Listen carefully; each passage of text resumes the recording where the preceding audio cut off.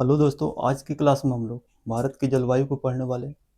और कल की क्लास में हम लोग भारत की झील, जलप्रपात, बहुउद्देशीय परियोजना को पढ़ लिए थे। लेकिन एक जगह गलती हो गया है, उसको सुधार लीजिएगा। बहुउद्देशीय परियोजना में बहुउद्देशीय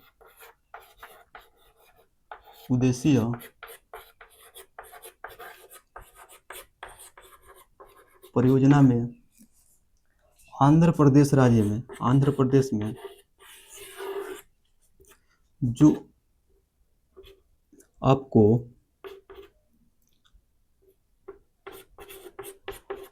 कावेरी नदी पर पोलावरम परियोजना बताए हैं। पोलावरम परियोजना जो बताए हैं, कावेरी नदी पर नहीं है बल्कि गोदावरी नदी पर पोलावरम परियोजना है। इसको सुधार लीजिएगा, बाकी सभी ठीक है। यानी आंध्र प्रदेश में गोदावरी नदी पर पोलावरम परियोजना जो है गोदावरी नदी पर स्थित है। तो चलिए भारत की जलवायु को पढ़ते हैं।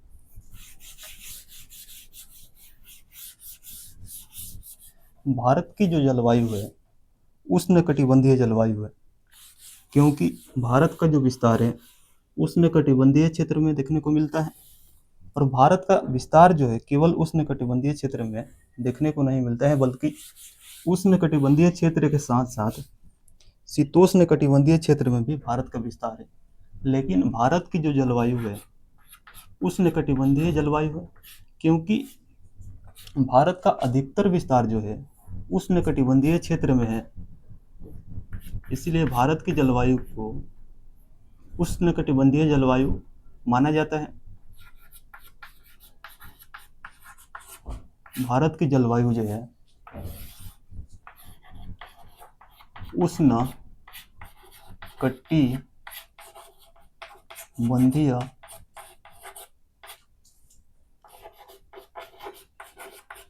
जलवायु है। और भारत के अंदर चलने वाली मानसून पवन जो है ऋतु के परिवर्तन होते ही अपने मार्ग में परिवर्तन कर लेती है। भारत के अंदर चलने वाली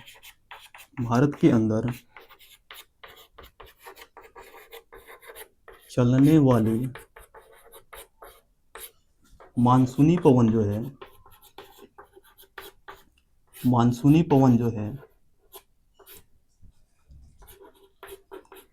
ऋतु में परिवर्तन होते हैं अपने मार्ग में परिवर्तन कर लेती है। अपने मार्ग में परिवर्तन कर लेती है। इसलिए भारत की जलवायु को उष्णकटिबंधीय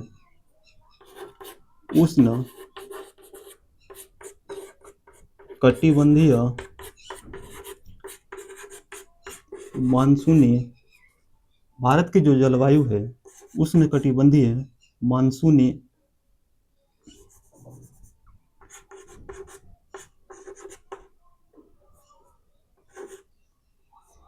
मानसूनी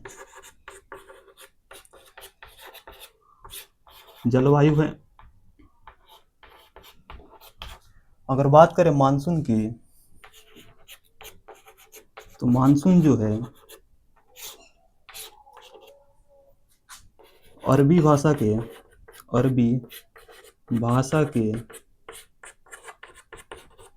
मौसिम शब्द से मिलकर बना है। और मौसिम का अर्थ होता है ऋतु। और भारत में मानसून का जो आगमन है मानसून का आगमन जो है जून के प्रथम सप्ताह से ही हो जाता है। जून के प्रथम सप्ताह से ही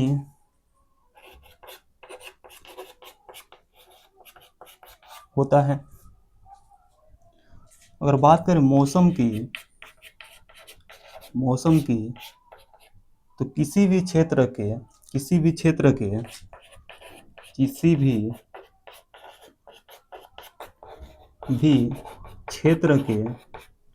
कुछ समय कुछ घंटा कुछ दिन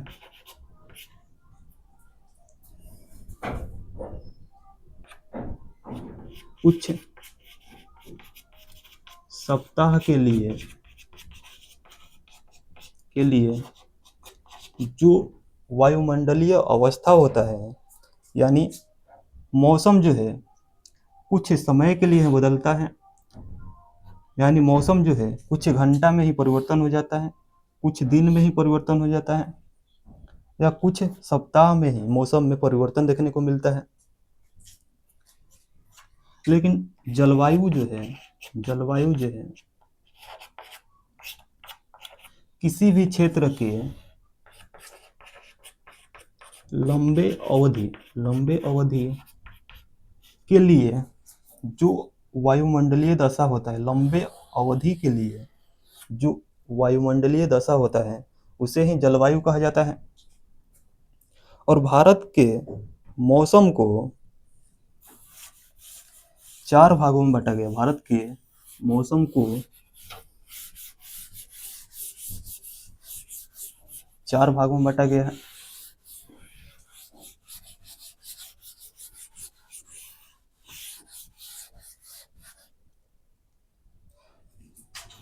भारत के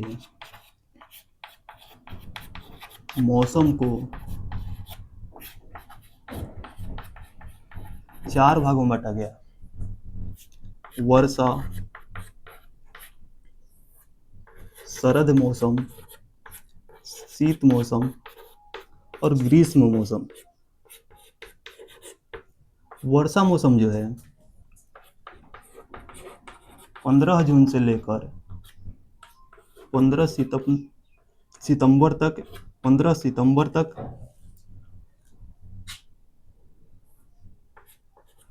और शरद का मौसम जो है 16 सितंबर से लेकर 15 दिसंबर तक होता है। और शीत का मौसम जो है 16 दिसंबर से लेकर 15 मार्च तक होता है।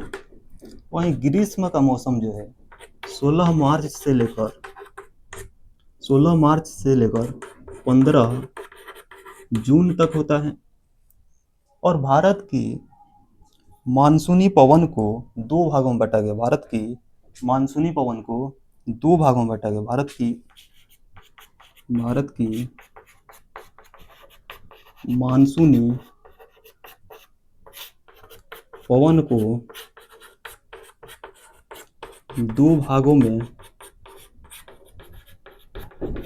गया है। एक है दक्षिणी पश्चिमी मानसूनी पवन और दूसरा है उत्तरी पूर्वी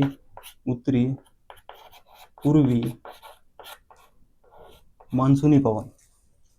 अगर बात करें दक्षिणी पश्चिमी मानसूनी पवन की, तो दक्षिणी पश्चिमी मानसूनी पवन की जो उत्पत्ति है हिंद महासागर के दक्षिणी पश्चिमी भाग से होती है, इसीलिए इसका नाम जो है दक्षिणी पश्चिमी मानसूनी पवन पड़ा है। दक्षिणी पश्चिमी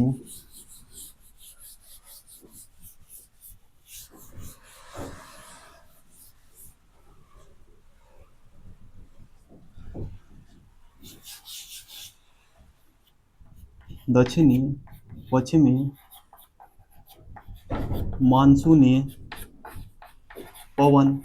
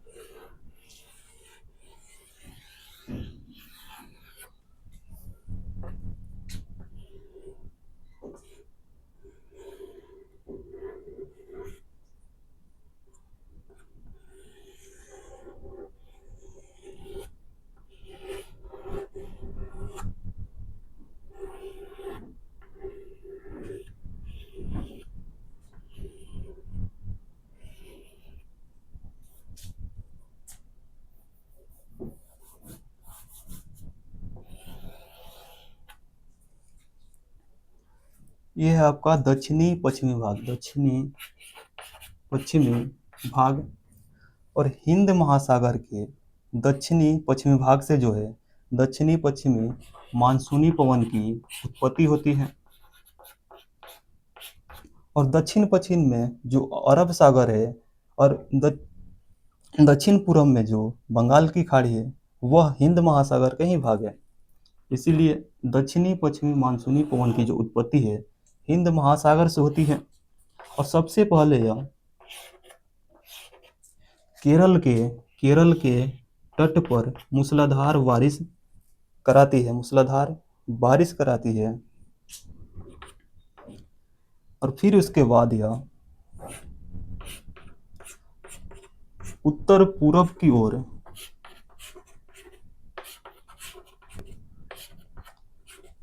हिमालय पर्वत से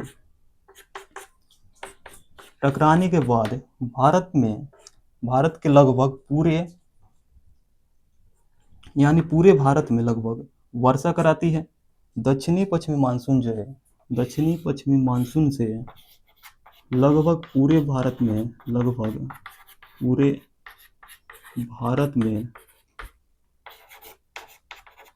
वर्षा होता है।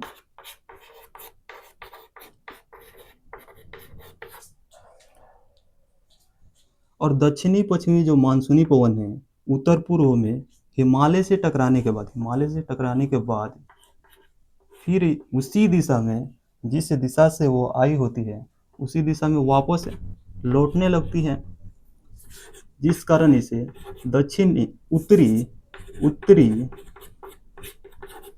पूर्वी मानसूनी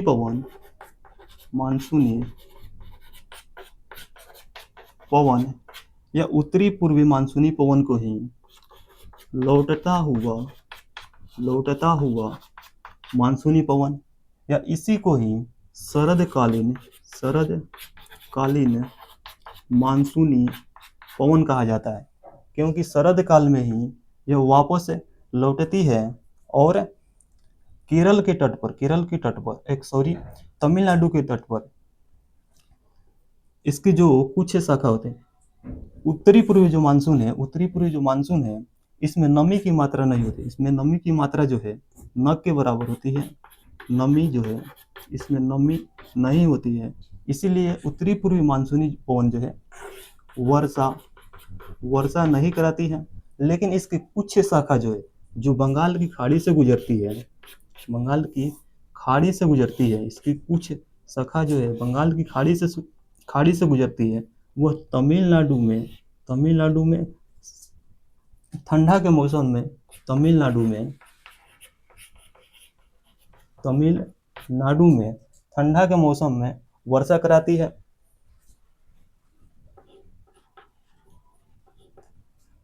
अगर दक्षिणी पश्चिमी मानसून की दिशा की बात करें तो दक्षिणी पश्चिमी मानसून की दिशा जो है दक्षिण पश्चिम से लेकर उत्तर पूर्व की ओर है। वहीं अगर उत्तरी पूर्वी मानसून पवन की दिशा की बात करें तो उत्तरी पूर्वी दिशा से दक्षिण पश्चिम की ओर है।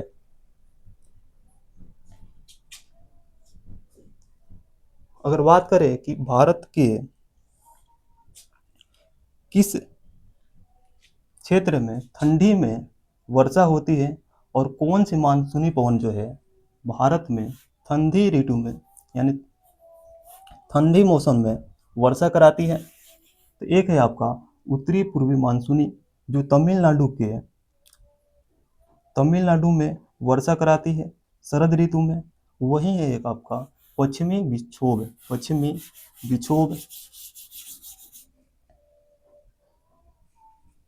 ठंडी में भारत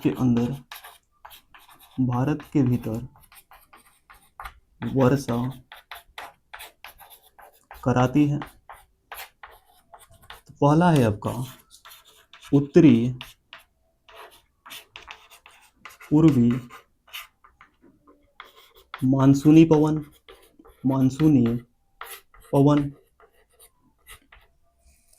और उत्तरी पूर्वी मानसूनी पवन जो है तमिलनाडु में शरद काल में वर्षा कराती है।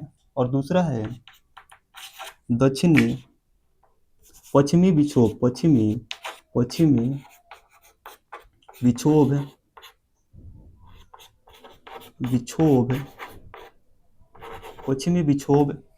और पश्चिमी विक्षोभ की उत्पत्ति जो है भूमध्य सागर से भूमध्य सागर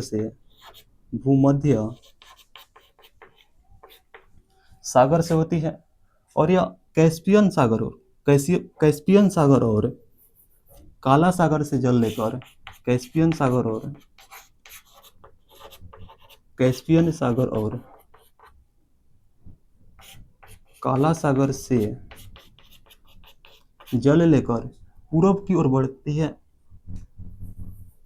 और भारत के पश्चिमी हिस्से में भूमध्य सागर से पूरब की ओर बहती है और कैस्पियन सागर और काला सागर से जल जो है जल को ग्रहण करती है और भारत के पश्चिमी भाग में वर्षा कराती है। भारत के पश्चिमी भाग में वर्षा कराती है। और भारत के पश्चिमी भाग में इसे राजस्थान में जो वर्षा होती है ठंडी ऋतु में जो राजस्थान में वर्षा होती है पश्चिमी विक्षोभ से उसे राजस्थान में जो वर्षा होती है उसे मावट कहा जाता है।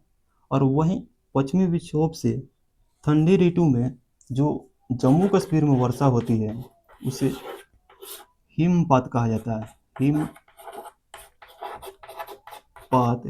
कहा जाता है और पश्चिमी विक्षोभ जो है रबी फसल के लिए लाभदायक होती है।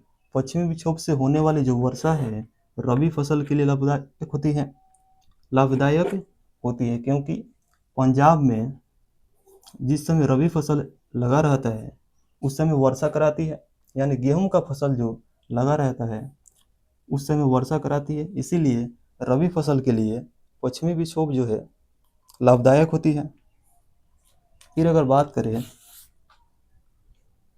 आम्र वर्षा की, तो आम्र वर्षा जो है मानसून के ठीक पहले होता है और आम के फसल के लिए लाभदायक होता है। आम के फसल के लिए आम्र वर्षा जो है लाभदायक होता है।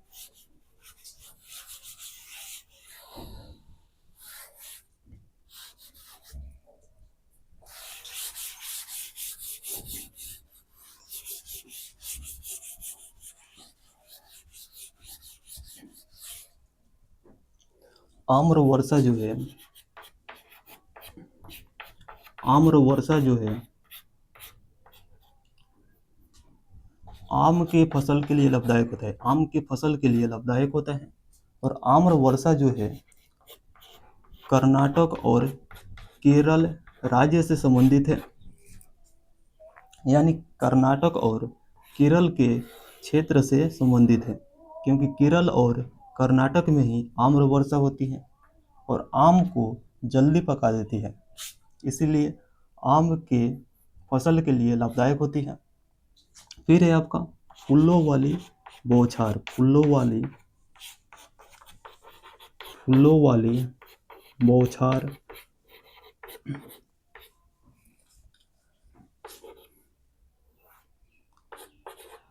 वाली बौछार जो है कहवा के फसल के लिए लाभदायक होती है। कहवा के फसल के लिए लाभदायक होती है।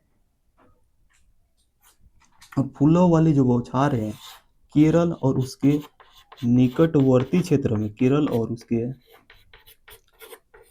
उसके निकटवर्ती क्षेत्र से संबंधित है। फिर है आपका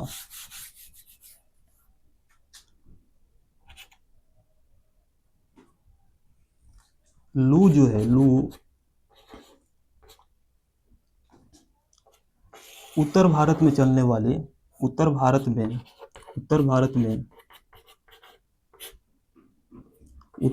में चलने वाली गर्म हवा है। लू जो है उत्तर भारत में चलने वाली गर्म हवा है। और पश्चिम बंगाल में जो गर्म हवा चलती है उसे काल वैसाखी कहा जाता है, उसे काल वैसाखी कहा जाता है, काल वैसाखी कहा जाता है।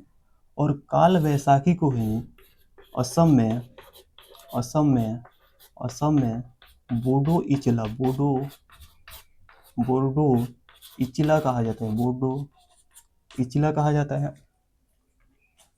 और चेरी ब्लाज में वर्षा जो है, चेरी ब्लाज में वर्षा जो है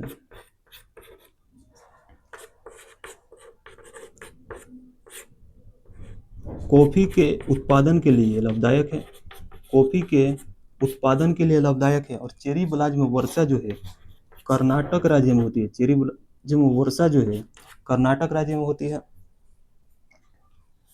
फिर अगर बात करें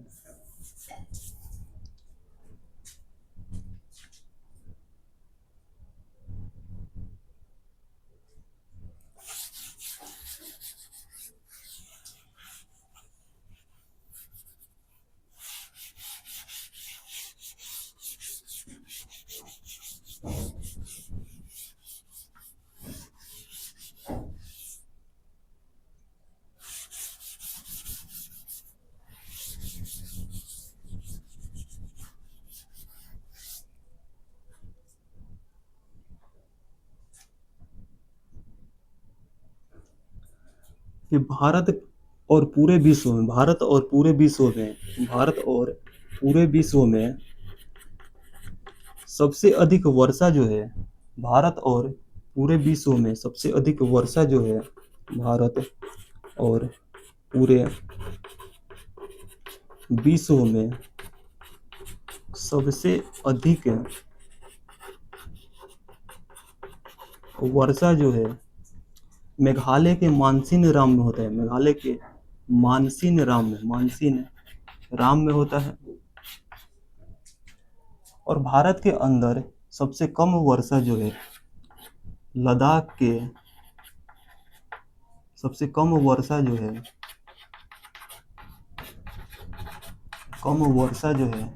लद्दाख के लेह में होता है। वहीं भारत का सबसे गर्म स्थान जो है राजस्थान के बीकानेर में स्थित है, राजस्थान के बीकानेर में स्थित है ब्री बावली है, ब्री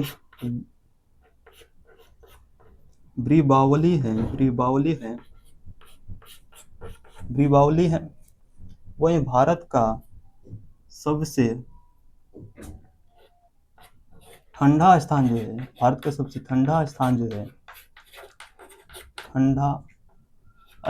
है लद्दाख में स्थित है, द्रास है लद्दाख में स्थित द्रास है। और भारत में जो औसतन वर्षा है भारत में औसतन वर्षा 125 सेंटीमीटर होता है, 125 सेंटीमीटर होता है। और वर्षा मापी यंत्र जो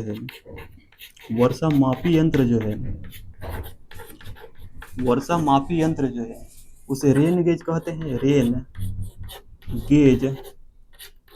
हैं। फिर अगर बात करें भारतीय जलवायु को प्रभावित करने वाले कारक की,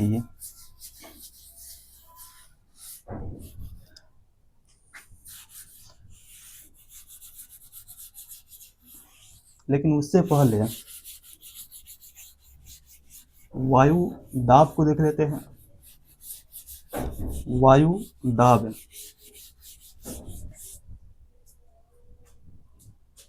अगर वायु दाब की बात करें, वायु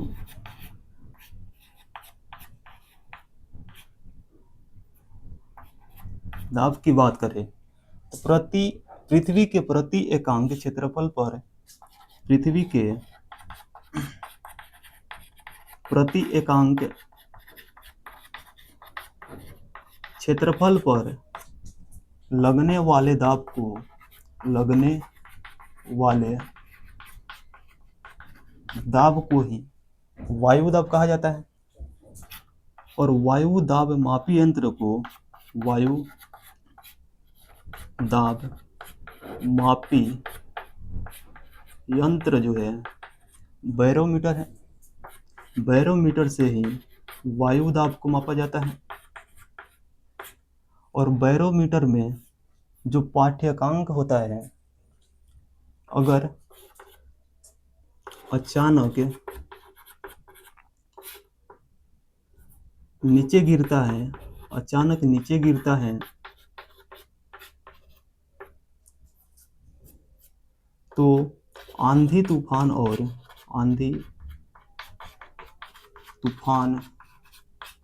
और वर्षा का सूचक होता है। वर्षा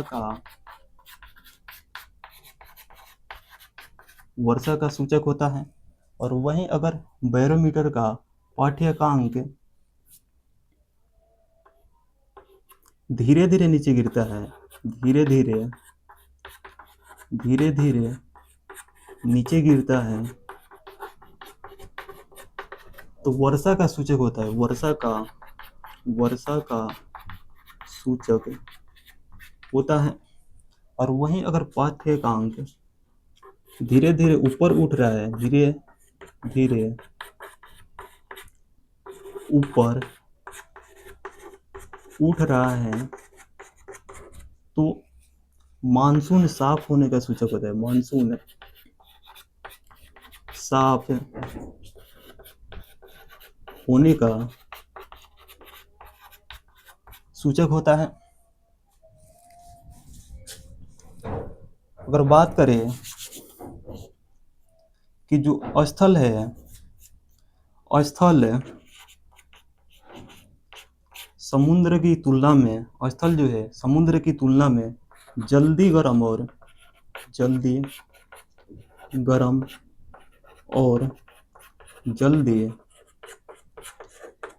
ठंडा हो जाता है। वहीं समुद्र जो है देर से गर्म और देर से ठंडा होता है। यानी स्थल जो है जल्दी गर्म और जल्दी ठंडा हो जाता है, समुद्र जो है देर से गर्म और देर से ठंडा होता है। फिर अगर बात करें कि भारत की जलवायु को प्रभावित करने वाले जो कारक हैं, कारक कौन कौन से हैं?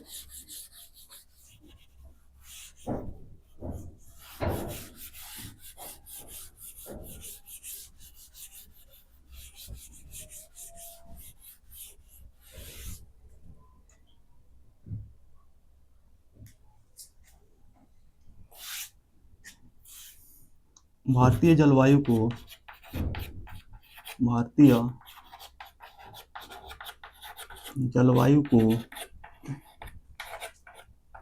प्रभावित करने वाला कारक जो है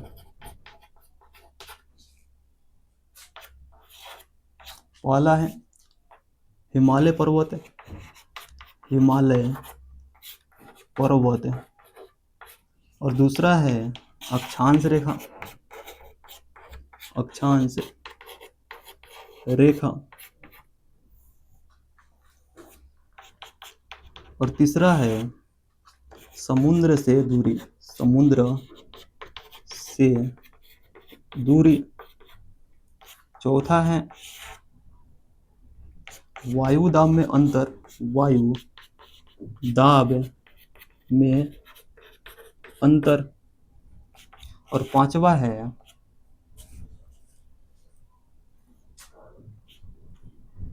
समुद्र तल से ऊंचाई। और छठा है आपका ऊंचावच। ये सभी जो है भारतीय जलवायु को प्रभावित करते हैं। और वायु जो है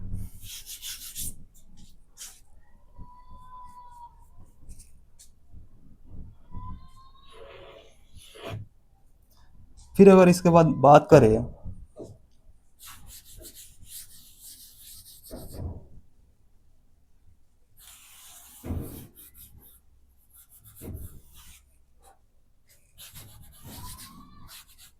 जलधारा की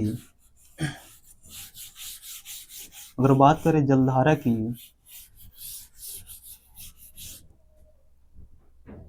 जल धारा, जल धारा की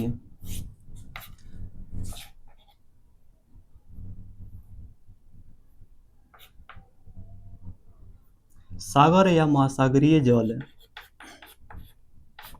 सागर या महासागरीय जल, जल महासागरीय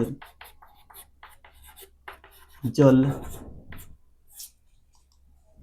एक निश्चित क्षेत्र से, एक निश्चित निश्चित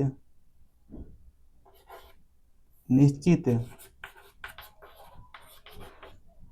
क्षेत्र से और एक निश्चित दिशा की ओर बहती है, निश्चित क्षेत्र से एक निश्चित निश्चित दिशा की ओर बहती है, दिशा की ओर बहती है, तो बहने वाले जल को ही जलधारा कहा जाता है, तो बहने वाले जल को ही जलधारा कहा जाता है। और जलधारा जो है दो प्रकार के, एक ठंडी जलधारा और एक गर्म जलधारा, ठंडी और गर्म जलधारा।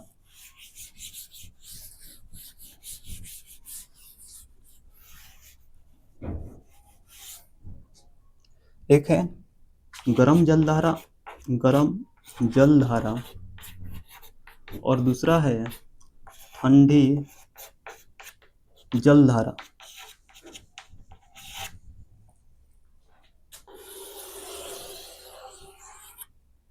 यह आपका 0 डिग्री अक्षांश रेखा यानी विषुवत रेखा, विषुवत रेखा,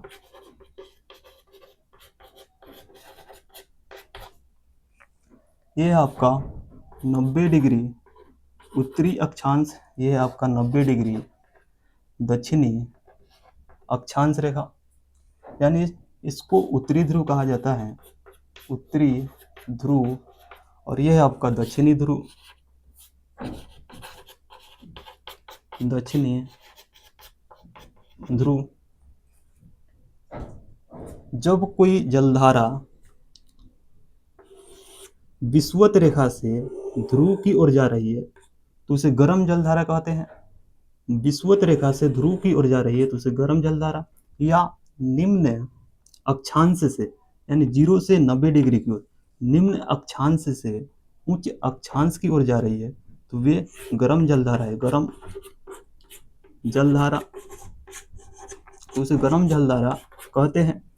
अगर वही ध्रुव से विषुवत रेखा की ओर आ रही है, ध्रुव से विषुवत रेखा की ओर आ रही है, या उच्च अक्षांश से निम्न अक्षांश की ओर आ रही है तो उसे ठंडी जलधारा कहते हैं, ठंडी जलधारा कहते हैं। तो अब हम जलधारा को देखेंगे। अगर हिंद महासागर की जलधारा को देखें, हिंद महासागर में चलने वाली जलधारा को देखें,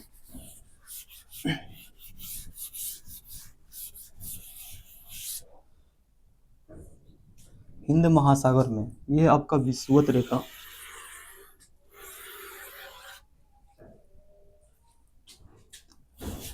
ये आपका उत्तरी अमेरिका,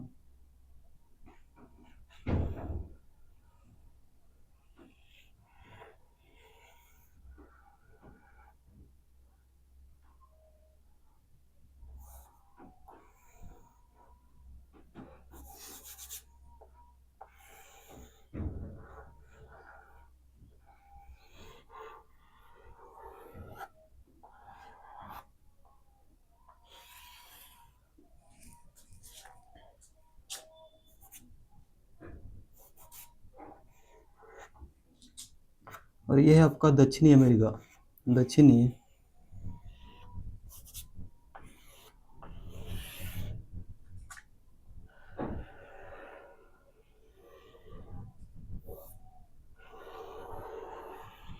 दक्षिणी अमेरिका।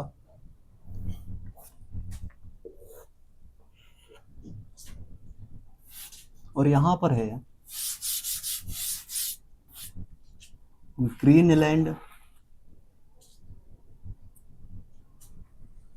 और कनाडा में ही है बेफिन की खाड़ी, यहाँ पर बेफिन की खाड़ी। फिर इसके बाद यूरोप को देखिए,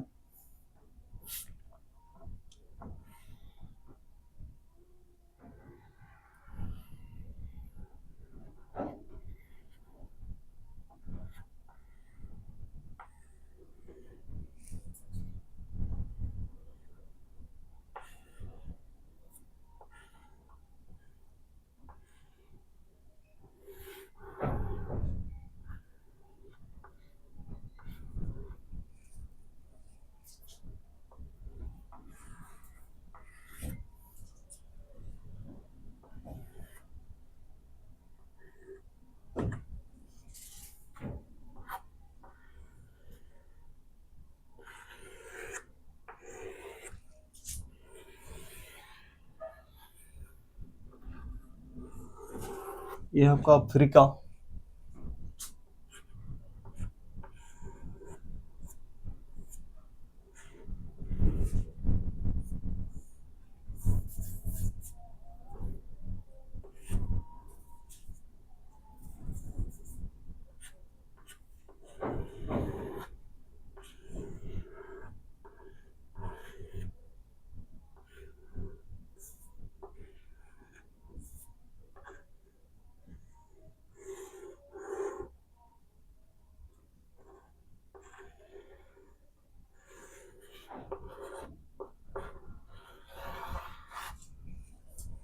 ये आपका इंडोनेशिया वाला हिस्सा, इंडोनेशिया वाला हिस्सा। फिर इस यहाँ पर देखिएगा ऑस्ट्रेलिया है, ऑस्ट्रेलिया, यहाँ पर है न्यूजीलैंड,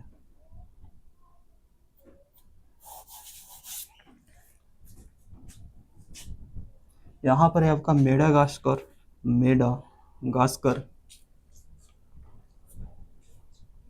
ये आपका विषुवत रेखा, विषुवत रेखा। और ये है आपका हिंद महासागर, हिंद महासागर, हिंद महासागर, ये वाला हिस्सा जो है हिंद महासागर है। और हिंद महासागर में ही उत्तरी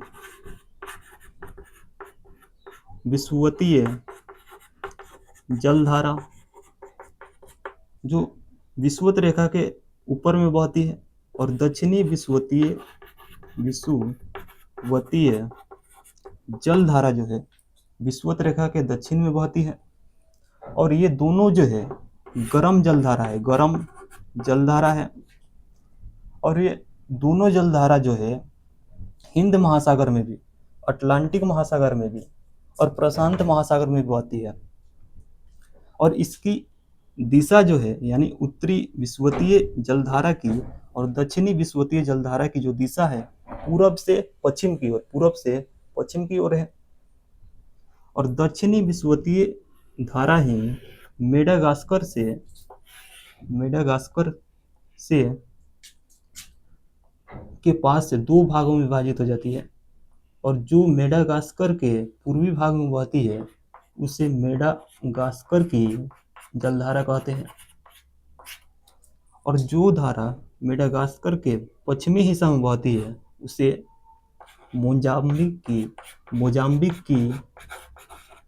मोजाम्बिक की धारा कहते हैं।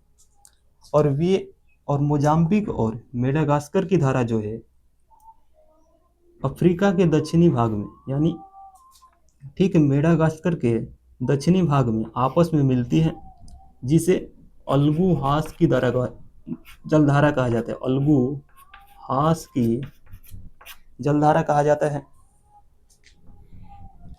और मोजाम्बिक, मेडागास्कर और अलगू-हास की जो जलधारा है ये गर्म जलधारा है, क्योंकि विषुवत रेखा से या दक्षिणी विषुवतीय रेखा ही तो यहाँ तक आ रही है। और दक्षिणी विषुवतीय रेखा जो है, विषुवतीय जलधारा जो है गर्म जलधारा है। फिर अगर बात करें तो एक है आपका पश्चिमी ऑस्ट्रेलियाई जलधारा, पश्चिमी ऑस्ट्रेलियाई जलधारा जो है ध्रुव से विषुवत रेखा की ओर जा रही है, इसीलिए पश्चिमी ऑस्ट्रेलियाई जलधारा जो है, ऑस्ट्रेलियाई जलधारा जो है एक ठंडी जलधारा है, ठंडी जलधारा है और हिंद महासागर में बहने वाली जलधारा है। फिर अगर बात करें अटलांटिक महासागर में बहने वाली जलधारा, तो ये है आपका उत्तरी अटलांटिक महासागर, ये है आपका दक्षिणी अटलांटिक महासागर। तो अटलांटिक महासागर में ही सार्गेसम सागर है, सार्गेसम सागर है, सार्गेसम सागर, सार्गेसम सागर है। और सार्गेसम सागर है, ये आपका कौन सी धारा है? उत्तरी विषुवतीय जलधारा, उत्तरी विषुवतीय जलधारा। सार्गेसम सागर जो है उत्तरी विषुवतीय जलधारा, और यहाँ पर एक बहती है मैक्सिको की खाड़ी से, मैक्सिको की खाड़ी से, मैक्सिको की खाड़ी से, मैक्सिको की खाड़ी से निकलती है फ्लोरिडा की जलधारा, फ्लोरिडा की जलधारा। और फ्लोरिडा की जलधारा ही आगे, और फ्लोरिडा की जो जलधारा है गर्म जलधारा है, और फ्लोरिडा की जलधारा ही आगे जाकर गल्फ स्ट्रीम की जलधारा के नाम से जानी जाती है। और गल्फ स्ट्रीम की जो जलधारा है यह भी गर्म प्रकृति की जलधारा है, और गल्फ स्ट्रीम की जो जलधारा है सबसे तेज गति से चलने वाली जलधारा है, सबसे तेज गति से, सबसे तेज गति से चलने वाली जलधारा है। यानी, और एक है यहाँ पर, यहाँ से आती है बेफिन की खाड़ी से, कनाडा में स्थित बेफिन की खाड़ी से, बेफिन की खाड़ी से लेब्राडोर की जलधारा, लेब्राडोर की जलधारा। लेब्राडोर की जलधारा जो है एक ठंडी जलधारा है, क्योंकि ध्रुव से विषुवत की ओर आ रही है, ध्रुव से विषुवत की ओर आ रही है, इसीलिए लेब्राडोर की जो जलधारा है एक ठंडी जलधारा है। और गल्फ स्ट्रीम की धारा और लेब्राडोर की जलधारा जो है कनाडा के पूर्वी भाग में, कनाडा के पूर्वी भाग में न्यूलैंड की द्वीप के पास, न्यूफाउंडलैंड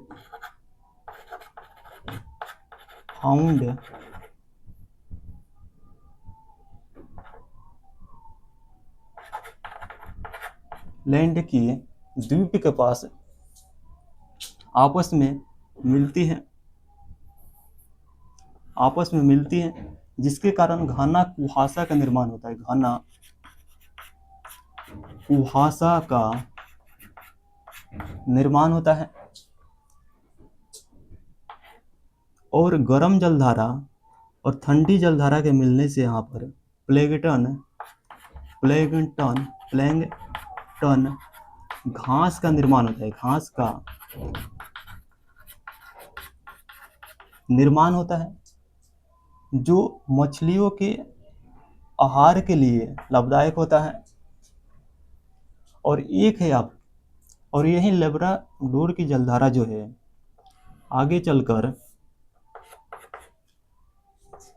फ्रांस, स्पेन और पुर्तगाल के तट पर, स्पेन और पुर्तगाल के तट पर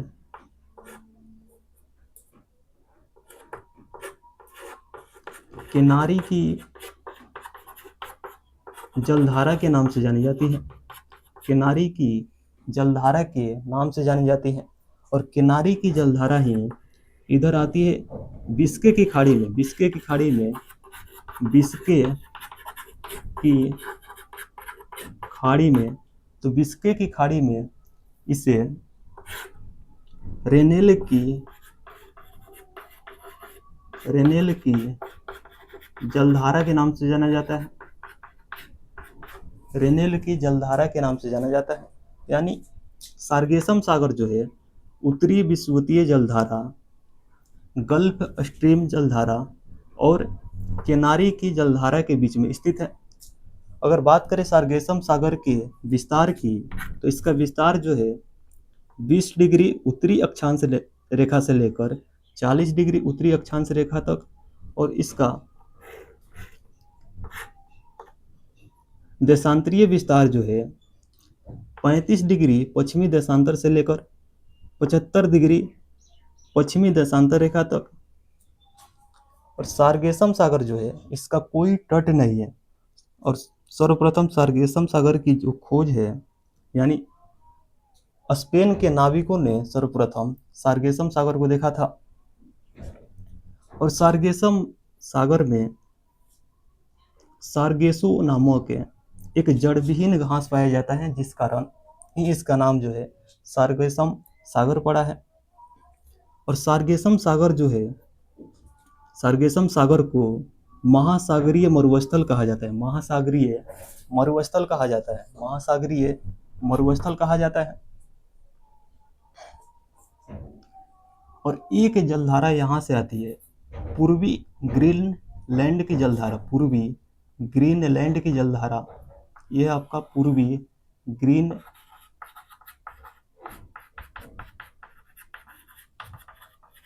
की जलधारा जो एक ठंडी जलधारा है। और इधर से आती है एक पूर्वी आइसलैंड की जलधारा, जिसे इरमिंजर या नॉर्वे की जलधारा कहा जाता है, इरमिंजर या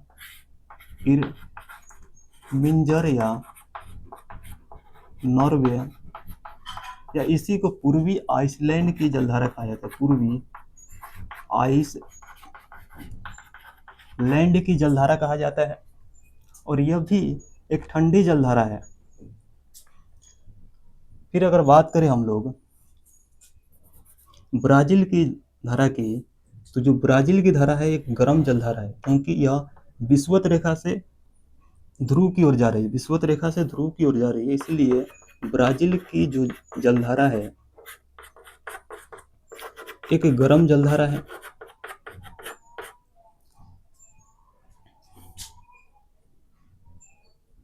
एक है आपका बेंगुला की जलधारा, बेंगुला की जलधारा जो है अफ्रीका के पश्चिमी तट पर, अफ्रीका के पश्चिमी तट पर बेंगुला की जलधारा चलती है।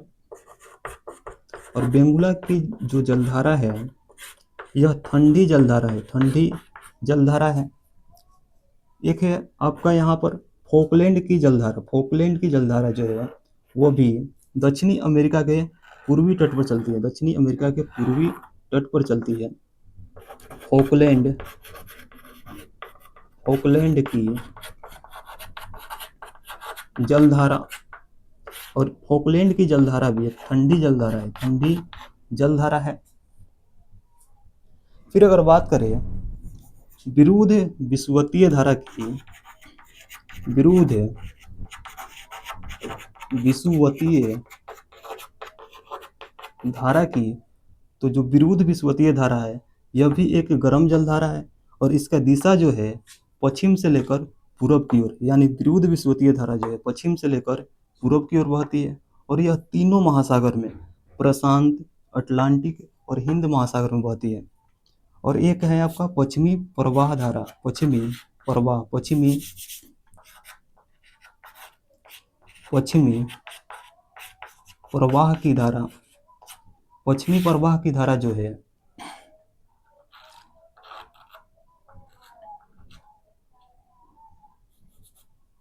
यह एक ठंडी जलधारा है, ठंडी जलधारा है। और पश्चिमी प्रवाह की जो जलधारा है यह ध्रुवीय क्षेत्र में, दक्षिणी ध्रुवीय क्षेत्र में बहती है, दक्षिणी ध्रुवीय क्षेत्र में चलती है, दक्षिणी ध्रुवीय क्षेत्र में चलती है। और यह ठंडी जलधारा है, इसका भी जो दिशा है पश्चिम से पूर्व की तरह है, यानी पश्चिमी प्रवाह की जो जलधारा है पश्चिम से पूर्व की ओर चलती है। फिर इसके बाद अगर बात करें प्रशांत महासागर की जलधारा की, तो पेरू या हम्बोल्ट की जलधारा, पेरू या हम्बोल्ट की जो जलधारा है वह दक्षिणी अमेरिका के पूर्वी तट पर बहती है, दक्षिणी अमेरिका के पूर्वी तट पर चलती है पेरू या हम्बोल्ट की जलधारा। यह भी एक ठंडी जलधारा है। और यहाँ पर है कैलिफोर्निया की जलधारा, कैलिफोर्निया की जलधारा जो है, कैलिफोर्निया की जलधारा जो है यह भी एक ठंडी जलधारा है। और एक है अलास्का की जलधारा, अलास्का की जलधारा जो है विषुवत रेखा से ध्रुव की ओर जाती है, इसलिए अलास्का की जलधारा जो है एक गर्म जलधारा है।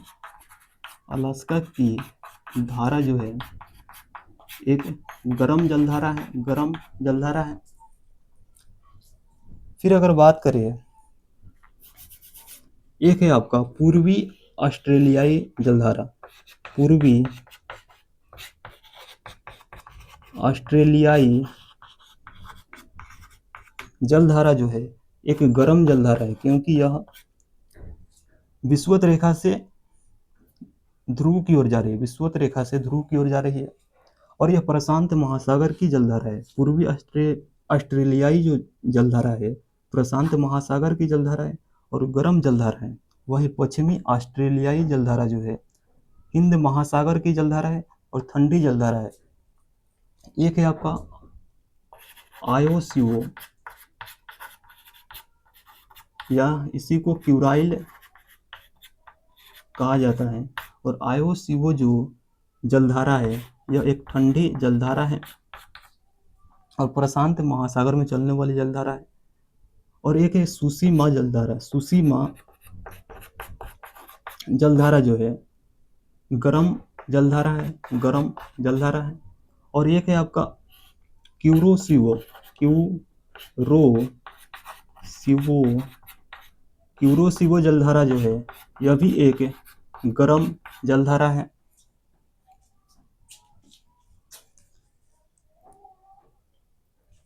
फिर इसके बाद हम लोग पढ़ेंगे पवन को।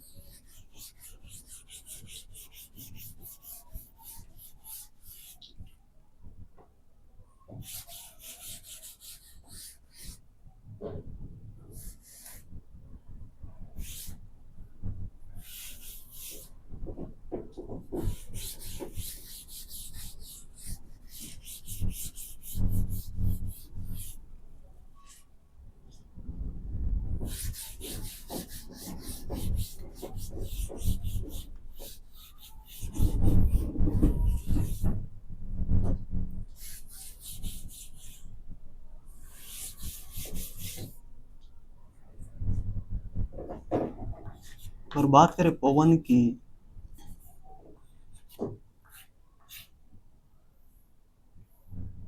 तो पवन जो है वायुदाब में अंतर के कारण, वायुदाब में अंतर के कारण चलते हैं। और पवन जो है हमेशा हाई प्रेशर से यानी उच्च वायुदाब से निम्न वायुदाब की ओर चलती है। अगर दो क्षेत्र का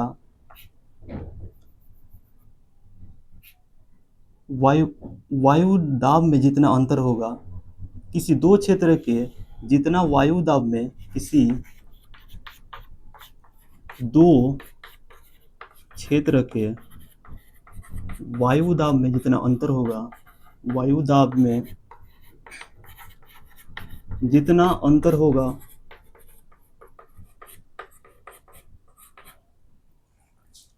उतना ही अधिक वायु का प्रवाह होगा, वायु का प्रवाह होगा। उतना ही अधिक वायु का प्रवाह होगा। और पृथ्वी को 7 वायु दाब पेटी में बांटा गया, 7 वायु दाब पेटी में बांटा गया है।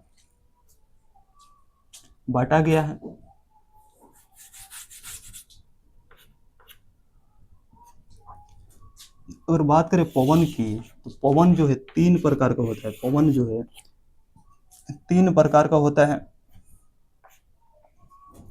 एक है आपका अस्थायी या प्रचलित पवन, अस्थायी या प्रचलित पवन। और दूसरा है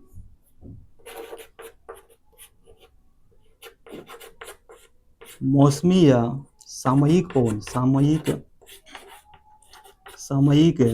पवन। और तीसरा है स्थानीय पवन, स्थानीय पवन।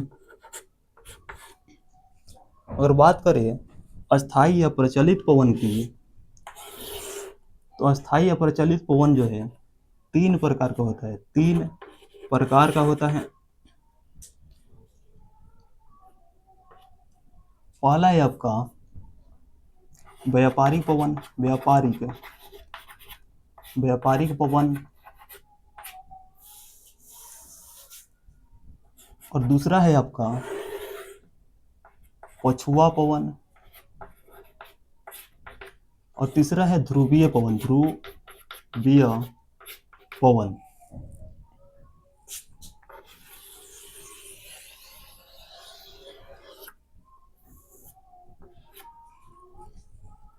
यह आपका विषुवत रेखा, यह आपका उत्तरी ध्रुव यानी 90 डिग्री नॉर्थ। यह आपका दक्षिणी ध्रुव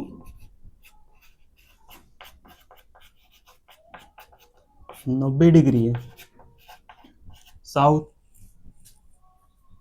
और यह आपका 0 डिग्री यानी विषुवत रेखा। 0 डिग्री के ऊपर आप जाइएगा,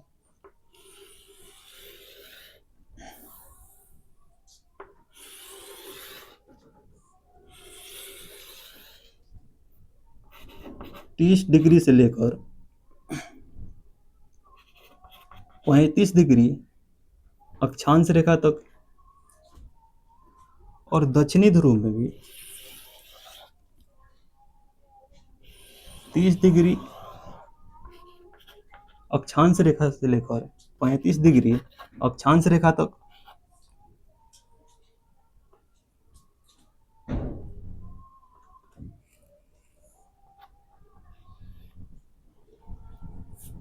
और जो व्यापारिक पवन है,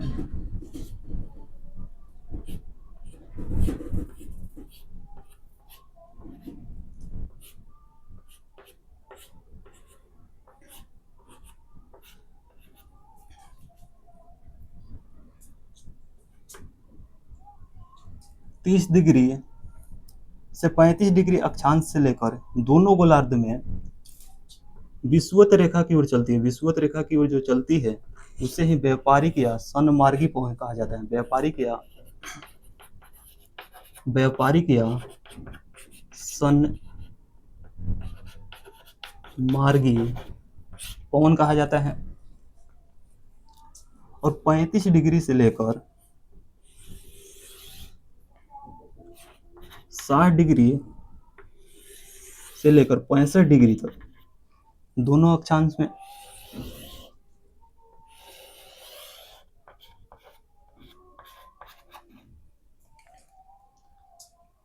साठ डिग्री से लेकर 65 डिग्री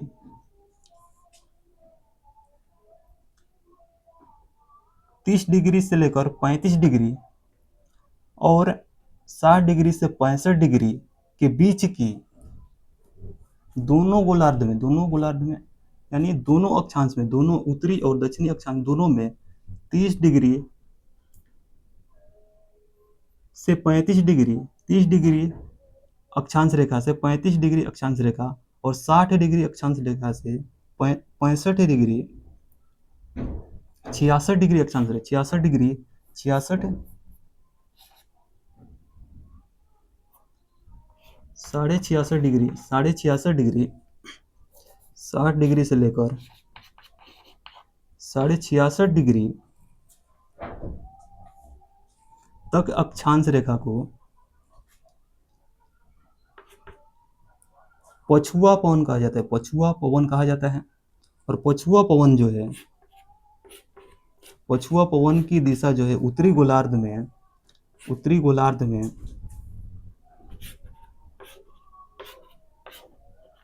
पछुआ पवन की जो दिशा है उत्तरी गोलार्ध में पश्चिम दक्षिण से लेकर उत्तर पूरब की ओर होता है। वहीं पछुआ पवन की दक्षिणी गोलार्ध में दिशा जो है उत्तर पश्चिम से लेकर दक्षिण पूरब की तरफ होता है, दक्षिण पूरब की तरफ होता है। और व्यापारिक या सन्मार्गी पवन की जो दिशा है उत्तरी गोलार्ध में उत्तर पूरब से लेकर दक्षिण दक्षिण पश्चिम की तरफ होता है। वहीं दक्षिणी गोलार्ध में व्यापारिक या सन्मार्गी का जो दिशा है वह दक्षिण पूरब से लेकर उत्तर पश्चिम की तरफ होता है, उत्तर पश्चिम की तरफ होता है।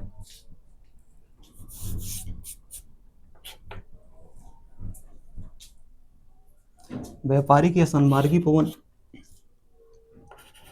30 या 35 डिग्री अक्षांश रेखा से लेकर दोनों गोलार्ध में, दोनों गोलार्ध में, दोनों गोलार्ध में 30 और 35 डिग्री अक्षांश रेखा से लेकर विषुवत रेखा की ओर चलने वाली पवन को ही व्यापारिक पवन कहा जाता है।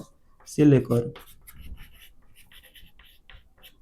विषुवत रेखा की ओर चलने वाली, विषुवत रेखा की ओर चलने वाली चलने वाले पवन को ही व्यापारिक या सन्मार्गी पवन कहा जाता है। वहीं अगर बात करें पछुआ पवन की, पछुआ पवन की तो 30 डिग्री से 35 डिग्री उत्तरी अक्षांश से लेकर 60 से 66 डिग्री उत्तरी अक्षांश रेखा तक, 66.5 डिग्री उत्तरी अक्षांश रेखा तक दोनों गोलार्ध में, दोनों गोलार्ध यानी उत्तरी और दक्षिणी दोनों गोलार्ध में के बीच चलने वाली पवन को ही पछुआ पवन कहा जाता है। के बीच चलने वाले पवन को ही पछुआ पवन, यानी 30 डिग्री से 35 डिग्री अक्षांश रेखा और 60 डिग्री से 66.5 डिग्री अक्षांश रेखा के बीच में जो चल रही है वही पछुआ पवन है, पछुआ पवन है। और ध्रुवीय पवन जो है ध्रुव से 66.5 डिग्री तक चलने वाली, ध्रुव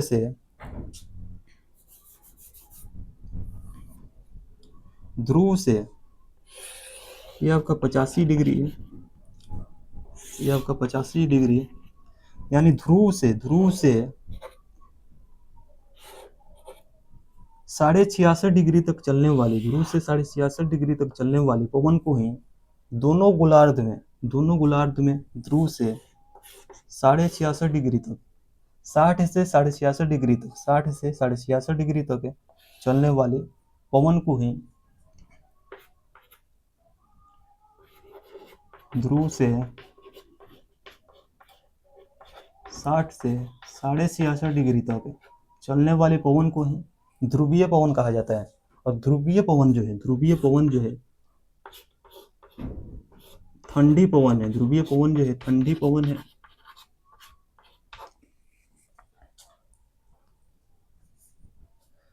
फिर अगर बात करें मौसमी पवन की,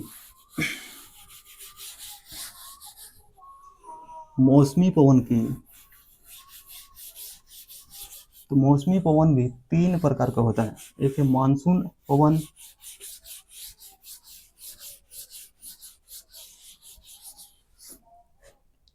मौसमी पवन भी 3 प्रकार का होता है, 3 प्रकार का होता है। एक है आपका मानसून पवन, मानसून पवन। और मानसून पवन जो है ग्रीष्म ऋतु में समुद्र से स्थल की ओर चलती है, स्थल की ओर चलती है। और शीत ऋतु में स्थल से समुद्र की ओर चलती है, समुद्र की ओर चलती है। शीत या शरद ऋतु में स्थल से समुद्र की ओर चलती है। तो दक्षिणी पश्चिमी जो मानसूनी पवन है, दक्षिणी पश्चिमी मानसूनी पवन जो है ग्रीष्म ऋतु में चलती है। और यह हिंद महासागर से, यानी दक्षिणी पश्चिमी से हिंद महासागर से स्थल की ओर चलती है, हिंद महासागर से स्थल की ओर चलती है, तभी तो भारत में वर्षा होता है। और वही शरद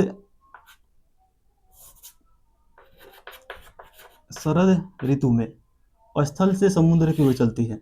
जैसे उत्तरी पूर्वी मानसूनी पवन जो है शरद ऋतु में स्थल से समुद्र की ओर चलती है, स्थल से समुद्र की ओर चलती है। और दूसरा है आपका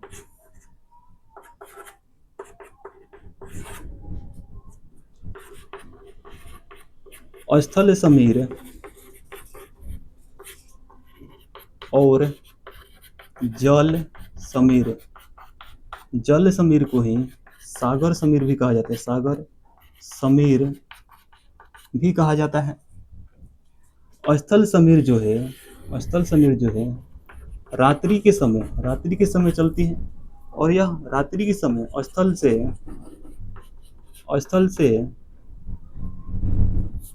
समुद्र की ओर चलती है, वहीं जल समीर या सागर समीर जो है दिन में चलती है, दिन में सागर से स्थल की ओर चलती है, सागर से स्थल की ओर चलती है। और तीसरा है आपका पर्वत समीर और घाटी समीर। पर्वत समीर जो है रात्रि के समय पर्वत से घाटी की ओर चलती है, वहीं घाटी समीर जो है दिन में घाटी से पर्वत की ओर चलती है, फिर इसके बाद हम देखेंगे स्थानीय पवन को।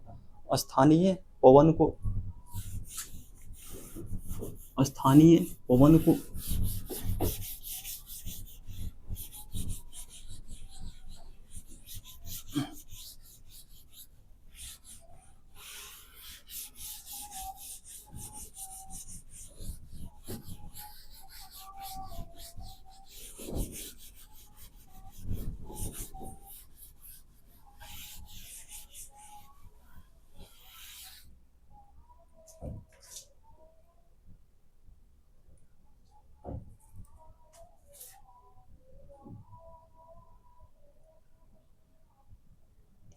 जहां पर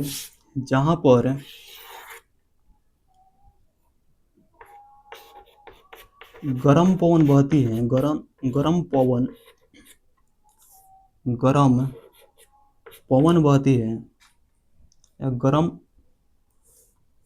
वायु बहता है, वहां पर लो प्रेशर होता है। और जहां पर ठंडा वायु बहता है वहां पर हाई प्रेशर होता है। जैसे ये आपका विषुवत रेखा पर सूर्य की किरणें जो है सीधी पड़ती है, इसलिए यहाँ की जल जो है गर्म होती है, इसलिए यहाँ पर लो प्रेशर रहता है। और ध्रुवों पर सूर्य की किरण जो है तिरछी पड़ती है, इसलिए यहाँ पर ठंडी ठंडी पाया जाता है। इसीलिए यहाँ पर लो प्रेशर रहता है, लो प्रेशर। जहाँ पर ठंडा रहेगा वहाँ पर लो प्रेशर, और जहाँ पर गर्म रहेगा, जहाँ पर ठंडा रहेगा वहाँ पर हाई प्रेशर, और जहाँ पर गर्म रहेगा वहाँ पर लो प्रेशर। स्थानीय पवन को दो भागों में बांटकर पढ़ा जाता है, एक है गर्म पवन और एक है ठंडी पवन।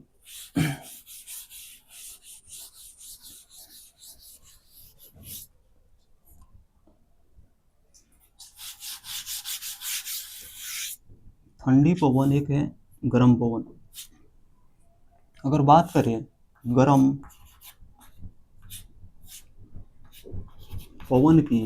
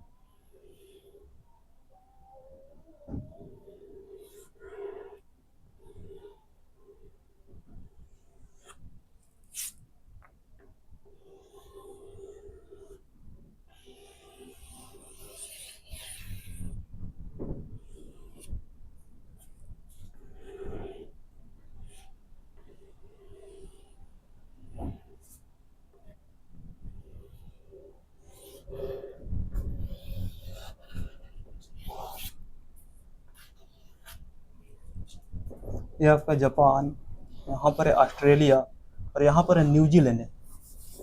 ये आपका न्यूजीलैंड, ऑस्ट्रेलिया, जापान, और ये आपका भारत है।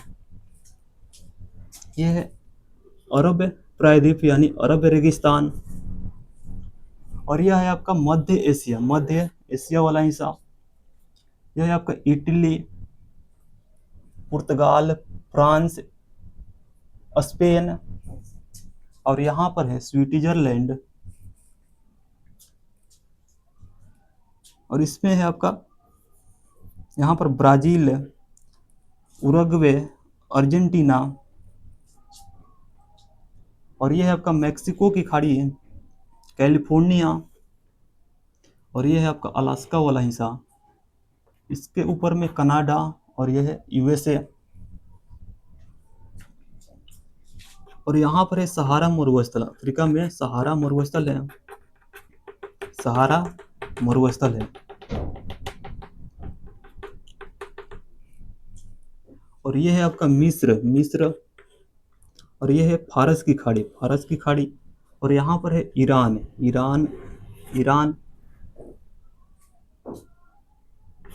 ये आपका ईरान,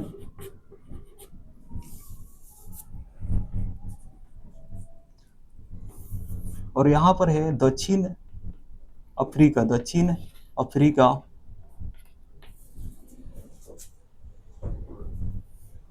तो चलिए देखते हैं गर्म पवन को। एक है आपका चिनूक जो है, चिनूक को हिमभक्षी कहा जाता है, हिमभक्षी पवन कहा जाता है, क्योंकि चिनूक जो है बर्फ को पिघला देती है, और जो बर्फ के नीचे घास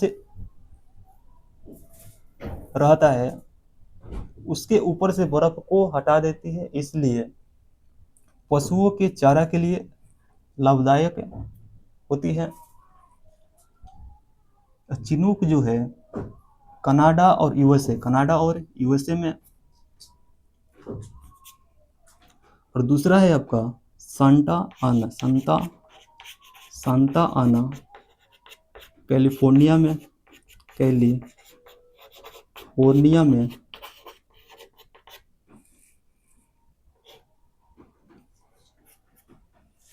और यूएसए में है आपका ब्लैक रूलर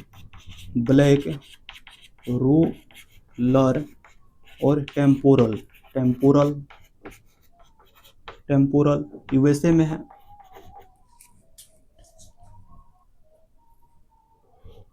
और यहाँ पर है आपका जोरन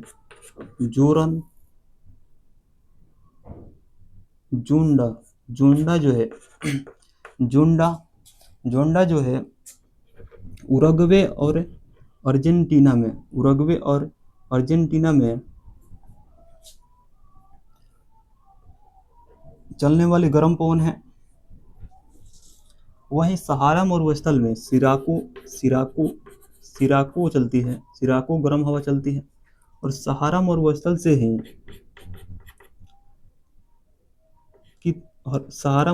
से ही एक पवन जो है अफ्रीका के पश्चिमी तट पर की ओर चलती है, जिसका नाम है हरमंटन वायु को डॉक्टर वायु के नाम से भी जाना जाता है, डॉक्टर वायु के नाम से जाना जाता है। और सिराको को इटली में सिराको ही कहा जाता है, और सिराको को चिली में ट्यूनिसिया कहा जाता है,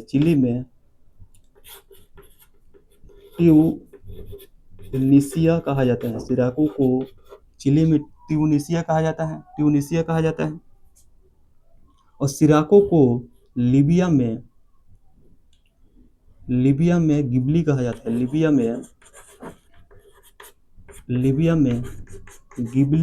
है, गिबली कहा जाता है।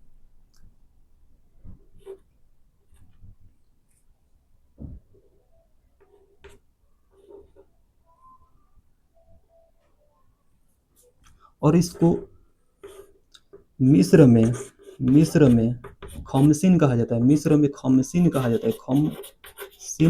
है, और सिराको पवन को ब्लड रेन के नाम से जाना जाता है, और एक है आपका फोर्न पवन जो है स्विट्जरलैंड में। और मध्य एशिया में काराबुरान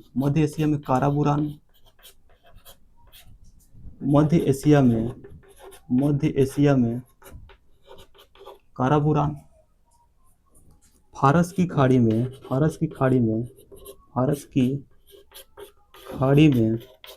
चलने वाली गर्म पवन जो है उसे सामुल कहा जाता है। वहीं अरब रेगिस्तान में चलने वाली गर्म हवा को सामुम कहा जाता है। अरब रेगिस्तान में चलने वाली गर्म हवा को सामुम कहा जाता है। और ईरान में चलने वाली गर्म हवा को सामून कहा जाता है। और उत्तर भारत और पाकिस्तान में चलने वाली गर्म हवा को लू के नाम से जाना जाता है। वहीं जापान में चलने वाली गर्म हवा को यामू के नाम से जाना जाता है। और ऑस्ट्रेलिया में चलने वाली गर्म पवन को ब्रीक फिल्टर के नाम से जाना जाता है। और न्यूजीलैंड में चलने वाली गर्म हवा को नॉर्वेस्टर के नाम से जाना जाता है। न्यूजीलैंड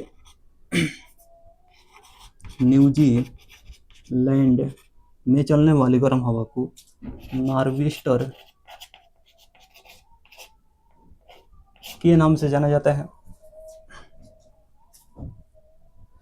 और सूडान में चलने वाली गर्म हवा को हबूब के नाम से जाना जाता है। फिर इसके बाद हम लोग देखेंगे ठंडी पवन को, ठंडी पवन।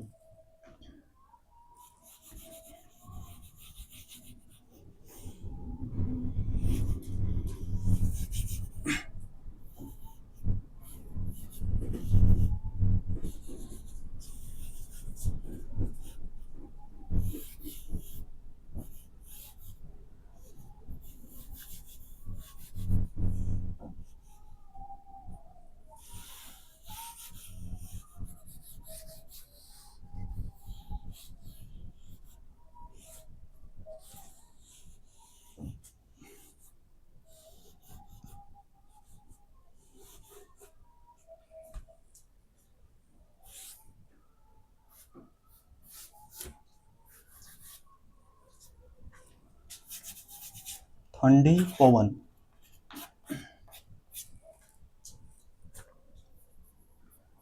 यूएसए में एक है नोर्टे, नोटे जो है, नोर्टे जो है ठंडी पवन है और यूएसए की ठंडी पवन है। और दूसरा है मैक्सिको में चलने वाली ठंडी पवन पापा गायो, पापा गायो, पापा गायो। मैक्सिको में चलने वाली ठंडी पवन है। वही पैम्पोरी, पैम्पोरी, पैम्पोरो, पैम्पोरो जो है,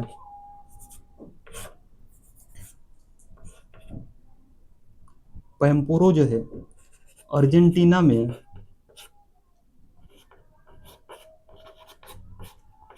अर्जेंटीना में चलने वाला ठंडा पवन है। फिर है आपका साइबेरियाई क्षेत्र में, साइबेरियाई क्षेत्र में, साइबेरिया क्षेत्र में, साइबेरिया क्षेत्र में, साइबेरिया क्षेत्र में चलने वाला ठंडा पवन जो है ब्लिजार्ड, ब्लिजार्ड, झंझावत, झंझावत और बुरान, ब्लिजार्ड, झंझावत और बुरान, ये सभी जो है साइबेरिया के क्षेत्र में चलने वाले ठंडे पवन है। और एक है आपका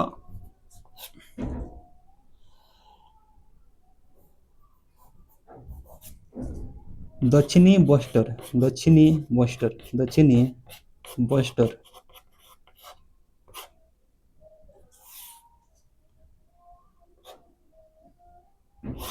दक्षिणी बस्टर जो है ऑस्ट्रेलिया के न्यूलैंड, न्यूलैंड वेल्स में चलने वाली, न्यूलैंड वेल्स में चलने वाली ठंडी पवन है। फिर इसके बाद है आपका बोरा पवन, बोरा पवन जो है इटली में चलने वाली, इटली में चलने वाली ठंडी पवन है, इटली में चलने वाली ठंडी पवन है। और एक है आपका जोरन पवन, जोरन पवन जो है स्विट्जरलैंड में जूरा पर्वत के सहारे चलती है, जूरा पर्वत के सहारे चलने वाली ठंडी पवन है, स्विट्जरलैंड में, स्विट्जरलैंड में चलने वाली ठंडी पवन है। फिर उसके बाद है बाइज, बाइज जो है फ्रांस में चलने वाला, फ्रांस में चलने वाला ठंडी पवन है। मिस्ट्रल और लेवांटर, लेवांटर जो है, लेवांटर जो है फ्रांस और स्पेन में चलने वाला ठंडी पवन है।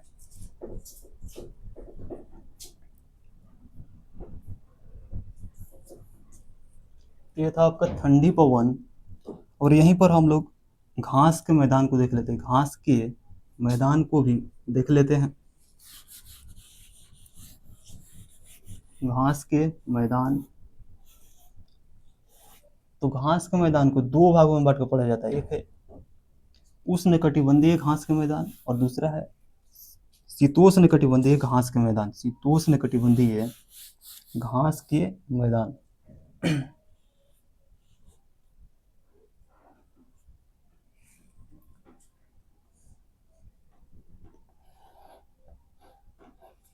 ऑस्ट्रेलिया में जो दक्षिणी बस्टर है, दक्षिणी बस्टर ठंडी पवन जो है, दक्षिणी बस्टर ठंडी पवन जो है वह ऑस्ट्रेलिया के न्यू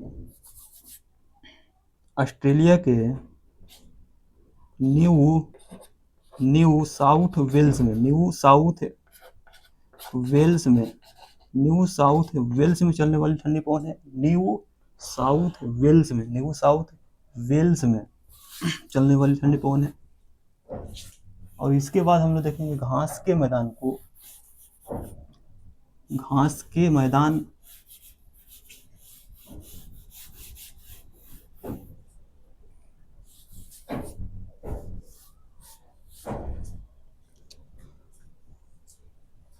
3 घास के मैदान ऐसे हैं जो उष्णकटिबंधीय घास के मैदान है। उष्णकटिबंधीय घास के मैदान है।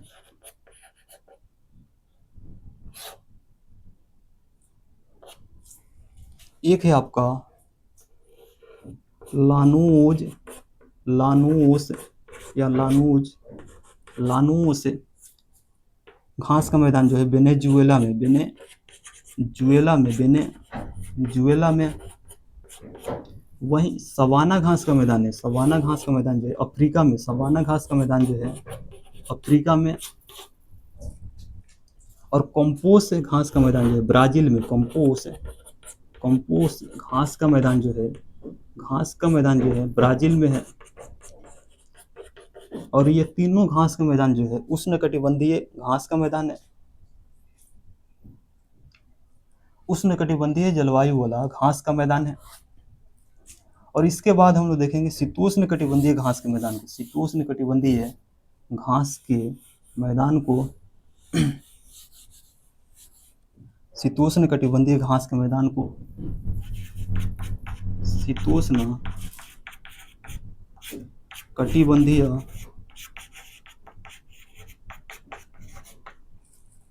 शीतोष्णकटिबंधीय घास के मैदान को। तो एक है आपका प्रेयरी घास का मैदान जो है यूएसए और कनाडा में स्थित है। यूएसए और कनाडा में। और पंपास घास का मैदान जो है अर्जेंटीना में। पंपास घास का मैदान जो है